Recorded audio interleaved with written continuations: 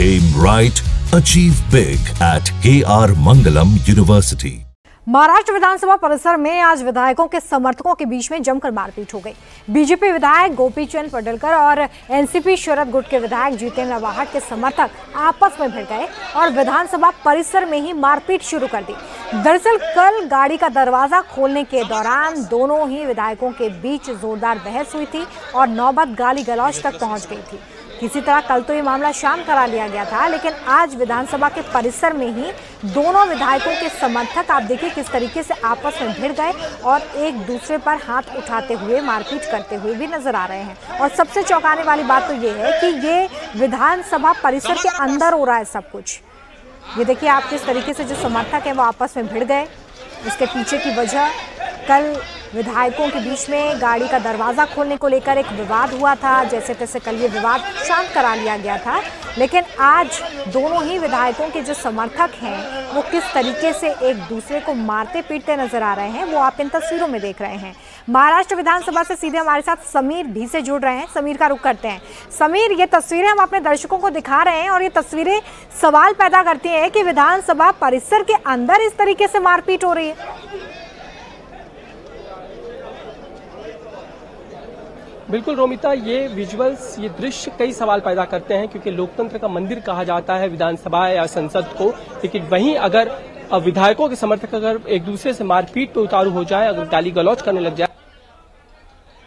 हम जरा थोड़ा पीछे जाते हैं और इस झगड़े की, इस मारपीट की वजह की तरफ देखते हैं। कल अगर हम देखें तो गाड़ी का दरवाजा खोलते वक्त जब गोपीचंद पडळकर विधान भवन में परिसर में एंट्री कर रहे थे उस वक्त उनका दरवाजा उन्होंने इस तरीके से खोला जिस वक्त जितेंद्र आव्हाड उनके कुछ समर्थकों के साथ बातचीत कर रहे थे और दरवाजा उन्हें इस तरीके से लगा कि वो कुछ गिरने जैसी स्थिति में हो गए और इस तरीके से उनके समर्थकों ने कुछ कहा और उसके बाद गोपीचंद पडळकर ने भी गाली गलौज शुरू कर दी। हालांकि वहाँ ये पूरा मामला ठंडा हो गया, शांत हो गया, लेकिन आज हम देखें तो जो गोपीचंद पडळकर के समर्थक थे और साथ ही जितेंद्र आव्हाड के समर्थक थे वो आज इस परिसर में लगातार घूमते हुए नजर आए, जिसके बाद दोनों ही गुटों में मारपीट की नौबत आ गई। हालांकि जो फिलहाल जानकारी मिल रही है कि झगड़ा कहाँ किसने पहले शुरू किया, इसकी पूरी तफ्तीश जो है विधान भवन का जो परिसर है, वहाँ के जो मार्शल्स हैं, वहाँ का जो नियम कानून है वो अलग होता है। विधानसभा के जो अध्यक्ष हैं वो प्रमुख होते हैं और वो अब इस पूरी जांच की और कार्रवाई को अंजाम देना होगा।